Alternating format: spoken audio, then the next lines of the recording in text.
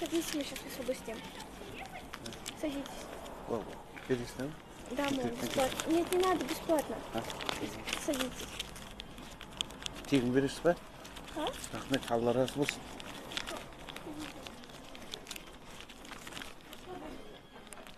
Утку, баранину. Любой. Тегін берем деп отыр ғой. Ба? Тап.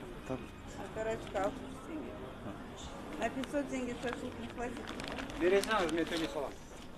Бере салыңыз, мен төлейм. Қандай? Окорочка? Немене жетпей тұрған? Бер ақшасын айттар жағын. Так. С собоймыз? Жүр осы жерде. Отырсайшы.